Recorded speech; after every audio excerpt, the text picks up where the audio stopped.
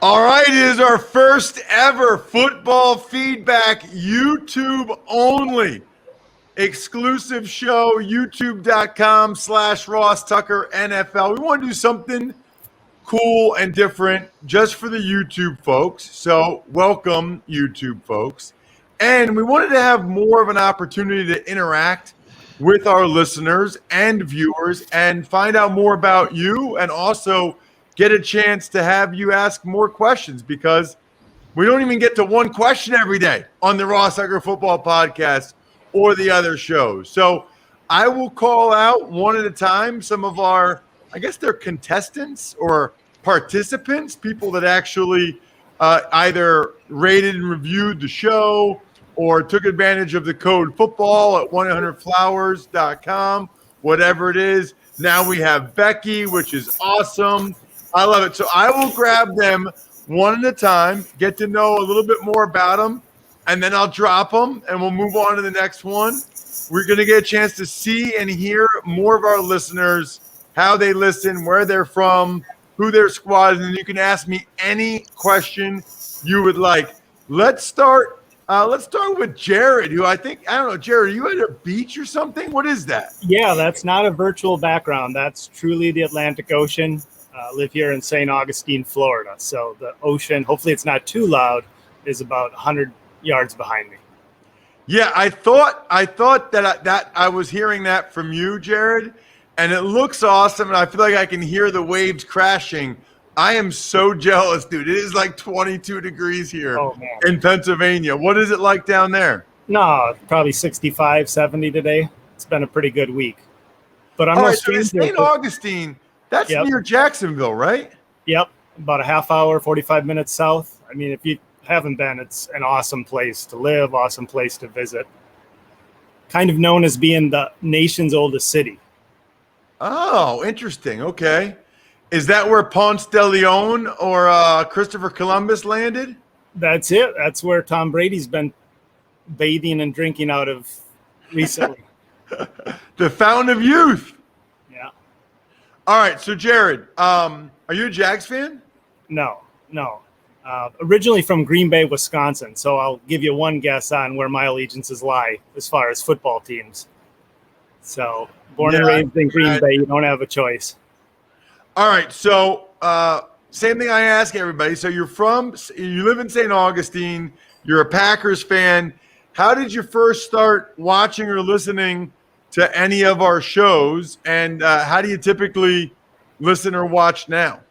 So just podcasts while at work. I've been doing it for years, since the 4-letter network days with you and M-Dub. So I've been listening for years, long time. I always do Fantasy Feast now. And for sure, Ross Tucker podcast. And you've alluded to it, and it's what I love, is like they kind of go back and forth, right? So I'll listen to like Greg Cosell's breakdown, and that helps me make like fantasy decisions. And then I'll listen to the Fantasy Feast, and then sound smart with my buddies, telling them about things that are going to happen in games. So just love the content. I love Jared. You're hired, man. That was a promo right there, man. That was awesome. All right. So when do you typically listen, by the way? Like commuting or what, working or what? Working. So I've worked in like janitorial and maintenance for like the last 12 years. So sometimes I'm even a day behind on the podcast, but just listen, while I'm at work by myself doing my thing. That's what I'm doing today. I would love it if this was my house. I'm actually maintaining it, but hopped out here on their patio for a little while to record this. Nice.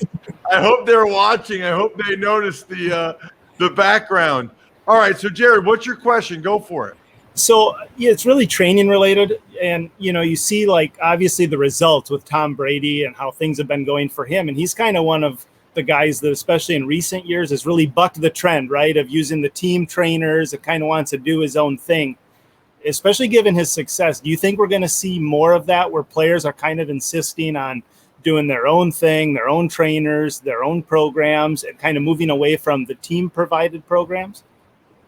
It's a great question. I do think on some level, COVID and whatever happens with the off-season rules will have some impact on this, right? So if the NFLPA fights, as I believe they will, to have almost the whole virtual, almost the whole off season be virtual because these guys want to be able to go to college in the second semester or do other things. I think you'll see more and more guys doing this. The fact that they can't come back until mid-April, whereas we used to come back in mid-March, you really weren't home very long. You're only home for like a month and a half, 2 months, and then you were back. Now they're home for 3 months. So I think a lot of these guys already are doing private training centers, things like that. But yes, I think when you see what's happened with Brady and other guys, I do think you're going to see more guys that want to use their own personal guy, especially because they're going to get more accustomed to them, spending more time with them during these extended off seasons. So good question. I think the answer is for sure yes. Jared, you are literally the first question and the first guest ever on Football Feedback. I don't know how often we'll do this, but I think every couple of weeks we'll just do something cool that's YouTube only like this, where I can get to know more of you like this. This was awesome. Jared, thanks so much for coming on the show. All right. Great to meet you, Ross. Awesome. Very cool. All right. Next up, I don't know what time it is over there. I think it's pretty late, or it'll be late soon. So I'm going to go next to Andrew Donnelly, who is definitely in Scotland or something like that. And I can barely understand a word he says. Hi, Andrew. How are you? Yeah, I'm very good, Ross. Very good. It's late enough to have daddy sodas, so we're only 5 hours ahead. So it's not as if it's Australia or anything. You never okay, so are you in Scotland? Yeah, we're in Glasgow in Scotland, so the biggest city in the west of Scotland. Have you been before? I have not. I would like to. So is Glasgow the biggest city?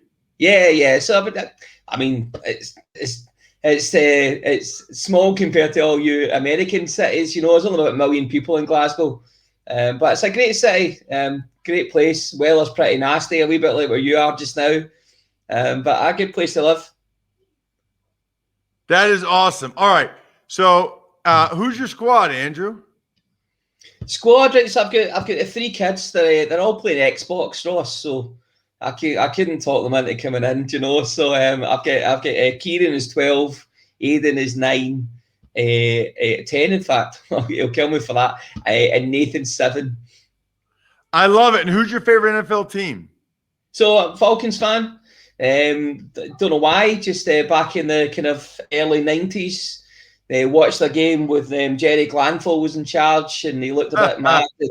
I like the signs, and I seen Deion Sanders with a couple of touchdowns in Deion Sanders style, and I thought, yeah, that looks like my team. Plus, I don't really like jumping on the bandwagon of winners all the time. I like to follow a team that keeps it real, God, and when did you start listening to the shows, Andrew? Well, listen, but back in the Football Today, when you came in and you joined Pod Vader when the other boy went to jail, get into it back then, Ross. I suppose back in the day for me, I was commuting a lot, and I loved just the content. It was great, M-Dub and all the guests you used to have. I love how you've evolved now to the YouTube stuff. It's much more relaxing just sitting there having you on the big screen, just having a chat. Half hour is a good time frame for it all. That's awesome, man. Yeah, Andrew? Are you the one that has emailed me or tweeted me pictures of me on the big screen? Yeah, that's the one. I'm the one. That is awesome. And now, Andrew, you're going to be able to show your boys you on the big screen now with this show. I know, it's all fun. It's all good. That is amazing. Okay, so now you watch the podcast now on the big screen, like just as a TV show, or you watch it while you're working out, right? Well, listen, sometimes I work out. Most of the time I like sitting on the couch and just chilling, watching it. I find it really good. I just, being a dad, working, my wife works as well. You're busy all the time, aren't you? So it's good just to sit down and get something that's nice and easy to watch. Something that's a good 30-minute slot is perfect. You don't get time to sit down and watch some of these shows that are on NFL Network that last 2 and 3 hours. This is perfect for me. Awesome. All right, what is your question? I've got so many questions, Ross. That's the thing. I'm just gonna what Hey, we're gonna do more episodes, Andrew, and you can take advantage of whatever we do and try to get a second, but you get one question today. Right. So, well, I mean, maybe this one's got two parts to it. So, first thing, I'm really into the business of sports stuff. Love all the cap stuff. I love the kind of stuff behind what you see on the field. So number one would be get Andrew Brandt's Business of Sports on the big screen, because that'll be good. Make it easier for me. But the second thing is a wee bit about the kind of cap money. It makes absolute zero sense to me right now that for the first time in years, the cap's coming down the way and all these teams are just chucking money out the window. But they knew it was coming with the pandemic. So why are they behaving this way? Doesn't make any sense. Okay, so what you're saying is, why are teams taking on the dead cap money like the Rams did with Goff, knowing that the cap's coming down like 30 million? Yeah, exactly. It's a good question. And if you listen to Andrew Brandt, he's stunned by it. He doesn't understand it. He's surprised, to be sure. And so I think the answer is, especially at that position, especially at quarterback, I just think they feel like it's that important. And I think these teams realize they can kind of push the cap pain out into future years by extending other guys and take the dead cap money on the quarterback now. I think when it comes to quarterback, it's just that important to them. They just want to get the guy that they think gives them a chance. I think that is my sense, Andrew. Good question, by the way. Thank you so much I see all the YouTube comments, which are awesome. Thank you so much for watching me on the big screen. Really appreciate it. There he is, Andrew Donnelly. Thanks, Andrew. Thanks, man. All right. Next up, I'm going to Azam. Before I mispronounce it, I'm bringing on my guy, Azam. Azam, I think you're on mute, so get yourself off mute now. You can. Azam, what's up, man? How are you? I'm good, Ross. How you doing? Good, man. Good to hear your voice. Now, you look like, are you wearing Niners stuff? I am. Okay, all right. So you're a Niners fan. All right. So where do you live? I live in Lake Stevens, Washington, which is like 40 miles to the north of Seattle. So, wow. How are you a Niners fan up there? Well, I actually grew up in Texas, where everyone was a Cowboy fan in the 90s, like late 80s, early 90s. And so I just started disliking the Cowboys. And at that time, it was the Niners that were really playing them every year, it seemed like. So fell in love with Jerry Rice and Joe Montana and that tandem. And the rest is history, I guess they say, right? So kind of worked out well, though, that's your squad and you can go up to Seattle and now that's like your big rivals, right? Yeah, I got a job up here like 2 years ago and people were just giving me crap as soon as I started my job. I had a 49er mug and they would put Seattle stuff all over it. So yeah, it was a little bit of a transition, but fun times for sure. That is awesome. All right. So Azam, how did you start listening to the show? So I used to listen to you on XM and I thought your insight was awesome. And then I really just got into podcasting like 2 years ago. And then I was looking for something besides just music to listen to all day at work. So I found your podcast. I started listening to initially just the football podcast, but then I realized you had others. And lately, Andrew Brandt's podcast has really been awesome to hear. So it's kind of just branched out from the football podcast to the rest of them.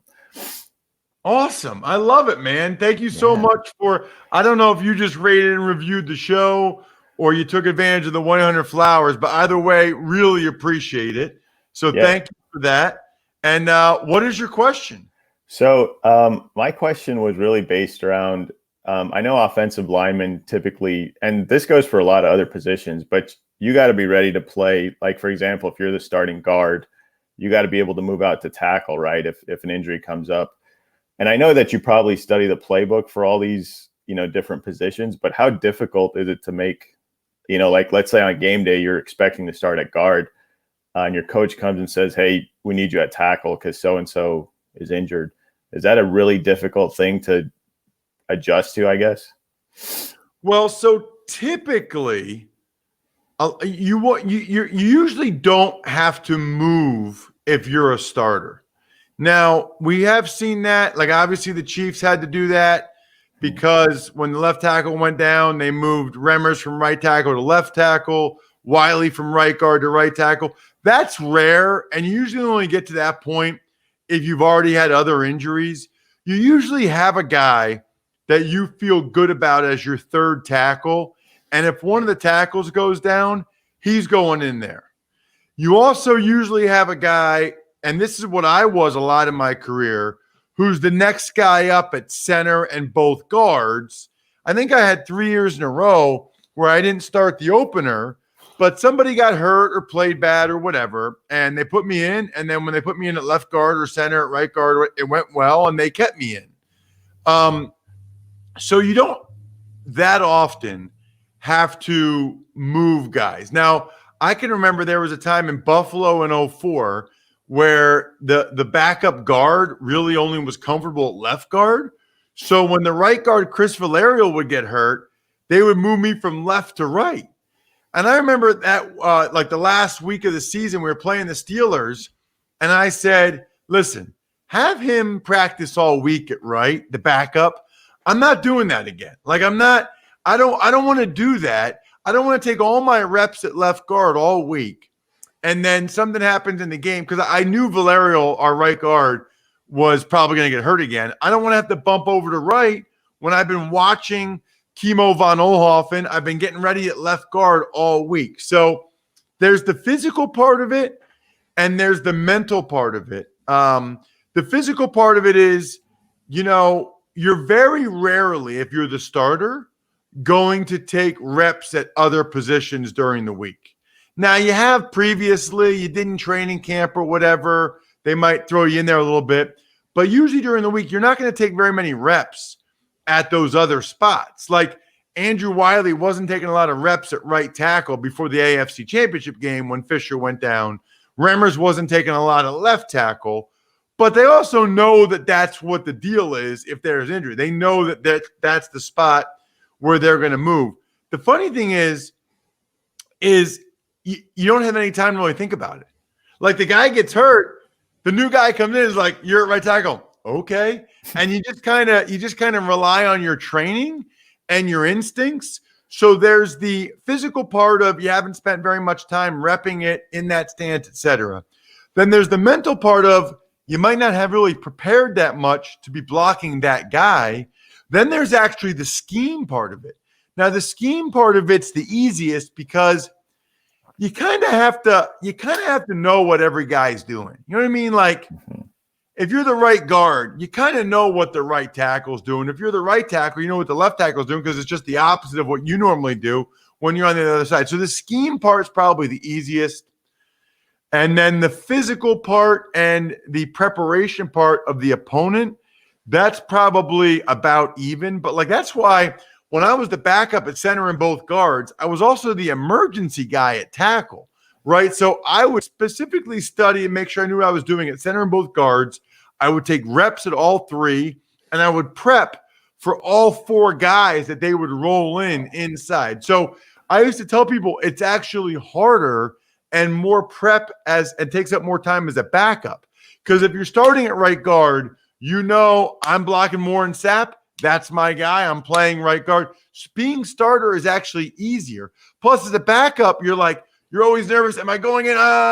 Whereas a starter, like, you just know you're in. Like, you're playing. So awesome question, Azam. Really appreciate it. Thank you so much for listening. Spread the word, and hopefully you can come on again with another question. Thank you. Hey, thanks for doing this. Appreciate it. Yeah, this is awesome. I had no idea if this would be cool or not. This has been great. Next up, I'm going to go in the order you guys clicked into the StreamYard. So I will save Becky Thomas.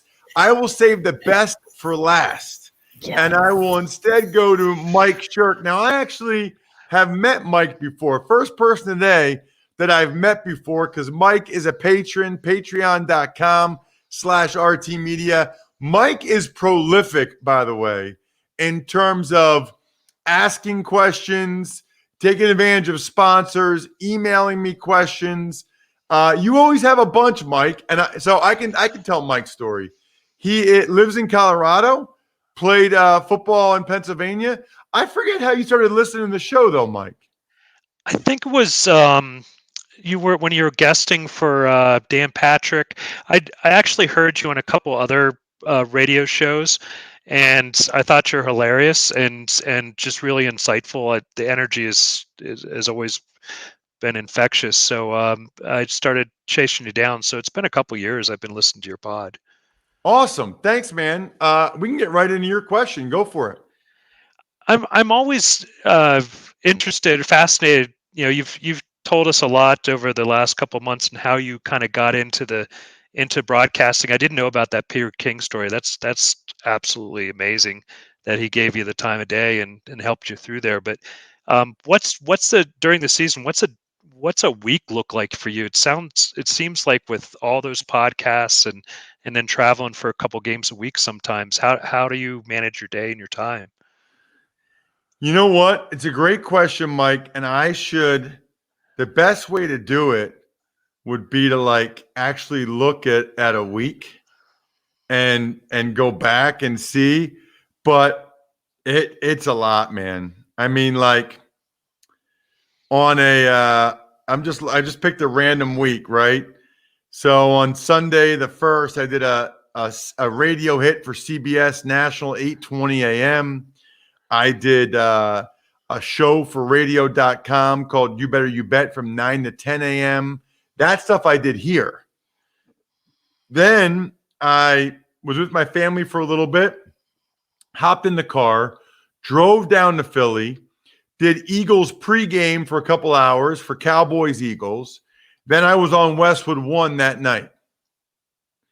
Then the next morning, Raw Soccer Football Podcast, College Draft Podcast, radio hit on WIP, radio hit on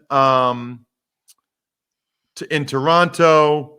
Then I had a meeting. I did a Vancouver radio hit. I actually flew somewhere. Where did I fly? I'm trying to think. Then I had a conference call I flew to Cincinnati. And then I had a conference call that night with the Miami of Ohio coaches. The next day, Raw Soccer Football Podcast, Houston hit, Baltimore hit, 2-hour radio.com show, Even Money, an hour on WIP with Joe DeCamera and John Ritchie. Then I did an hour and a half with the Ball State coaches. Then I went on Fran Duffy's show on Eagles.com, Cleveland radio hit, San Francisco radio hit, Baltimore radio hit, WFAN in New York radio hit. Then I scheduled a Zoom with my family from the hotel room.